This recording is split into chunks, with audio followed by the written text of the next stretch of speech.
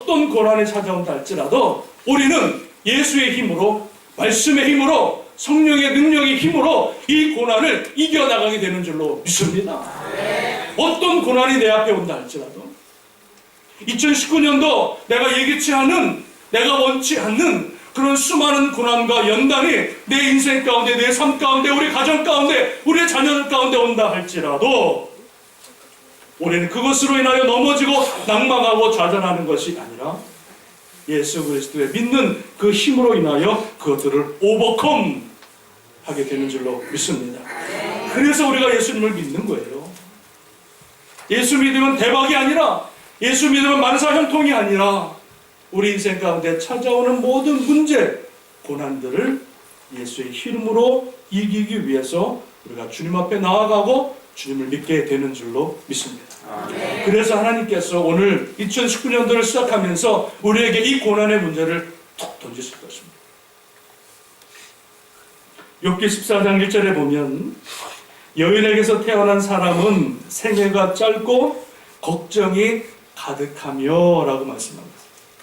그러니까 우리가 여인으로, 피로, 사람으로 태어난 모든 사람들은요, 태어날 때부터 걱정이 가득하다는 거예요. 죽을 때까지 근심 걱정으로 살아갈 수밖에 없다. 고난 가운데 살아갈 수밖에 없다. 여러분, 믿는 사람들의 실력은 언제 나오냐면, 예수 믿는 사람들의 실력은 언제 나오냐면 그의 삶이 형통할 때, 평안할 때는요, 다 비슷해 보여요. 믿음이 다 좋아 보여요. 목사도 좋아 보이고 우리 장로님들 믿음이 다 좋아 보여요. 형통할 때는 모든 사람들이 다 비슷해 보여요. 그러나 믿는 사람의 그 실력이 언제 나오는지 아십니까? 그 인생 가운데 고난과 풍파가 닥칠 때에 그 파도를 어떻게 헤쳐나가느냐에 따라서 그 사람의 믿음의 실력이 나온다. 어떤 사람은 고난 앞에 무릎을 꿇습니다. 어떤 사람들은 그 연단과 시험 앞에 포기하고 좌절하고 주님을 떠나는 사람이 있습니다.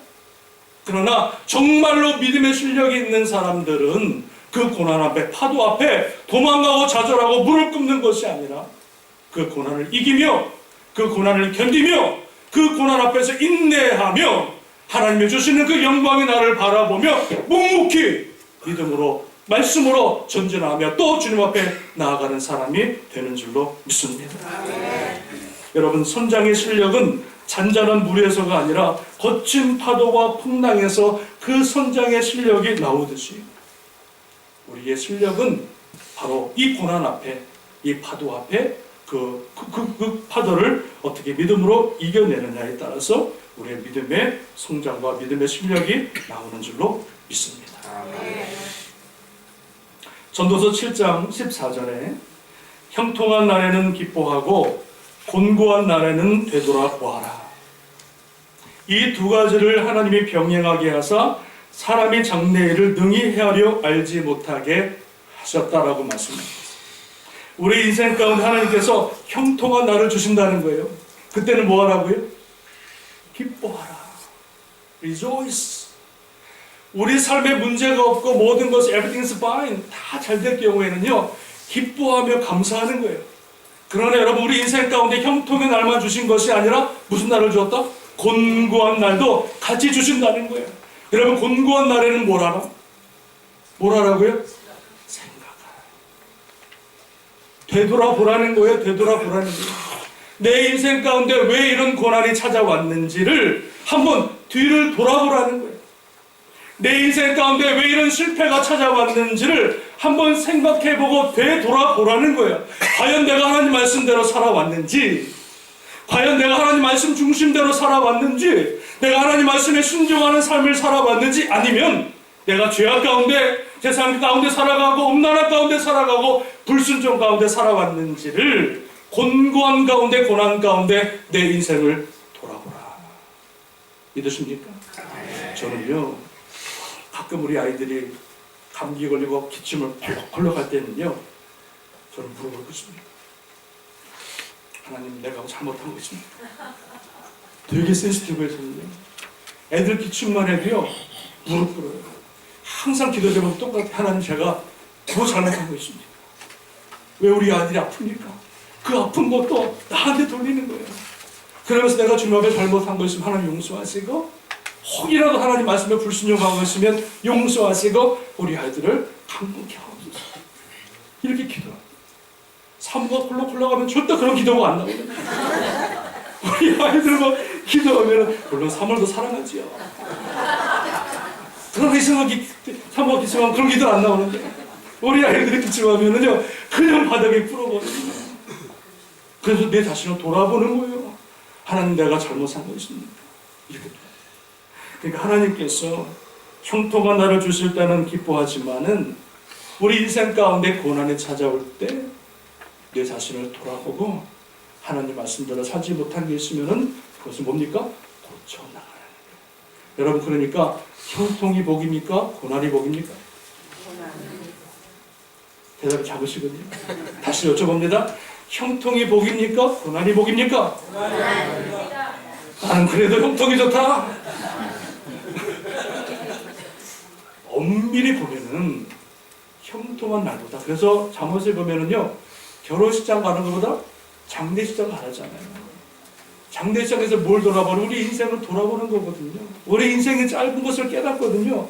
마지막에 우리가 갈 곳을 바라보는 거거든요. 행복할 때 결혼식장에는요 그런 것들이 없어요. 앞날만 바라보는 거지 행복한 날만 바라보기 때문에 그런 게 없다. 그러나 엄밀히 말하면 형통한 날보다 하나님께서 우리 인생 가운데 고난을 주시는 것은 그 고난을 통해서 다시 한번 하나님의 믿음의 자녀로 세우시고 하나님의 기뻐하신 자녀로 세우시기 위한 하나님의 뜻과 섭리가 있다고 하는 것을 믿으시기를 주님의 이름으로 축원합니다.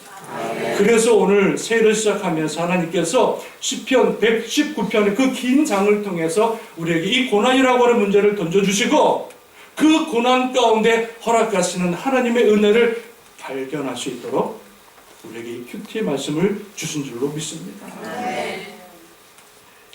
여러분, 119편은 다윗이 썼는데, 다윗이 썼다고 믿는데 그 다윗이 이 시편을 쓸 때의 상황을, 그때의 그 환경을 다윗이 이렇게 고백을 합니다. 여러분, 오늘 본문 말씀 84절 한번 읽어보겠습니다. 84절 시작. 주의 종이 날이 얼마나 되나이까? 나를 심판하는 자들을 주께서 언제나 심판하시리이까. 성경책 없으십니까? 성경책 피십시오. 교회 올 때 절대 이거 보지 마시고, 이거는 혹시라도 그렇습니다. 이거 보지 마시고 성경책을 꼭 보십시오. 자, 다시 읽습니다. 시작. 84절 시작. 주의 종의 날이 얼마나 되나이까? 나를 핍박하는 자들을 주께서 언제나 심판하십니다. 이게 뭐예요? 이 시편을 쓸 때 언제예요? 다른 사람들이 다윗을 핍박할 때. 핍박. 이 핍박이라고 하는 것은 여러분 그냥 조롱하는 정도가 아니에요. 욕하는 정도가 아니에요. 완전히 핍박. 자, 그리고 또 85절 말씀 있습니다. 시작. 주의 법을 따르지 아니하는 교만한 자들이 나를 헤아리고 웅덩이를 핍박할 뿐만 아니라 그 다윗을 죽이려고 하는 거예요. 여러분, 다른 사람이 나를 죽인다고 여러분 한번 달려들어 보십시오. 여러분 어떻게 했습니까? 이 자리에 있을 사람 한 사람도 없어요. 이민 가거나 도망가요. 나를 죽이겠다고 달려들면은요, 누가 이 자리에 평안히 앉을 사람 있어요? 다 도망가지요. 근데 다윗의 상황은 뭡니까? 한두 사람이 아니었잖아요.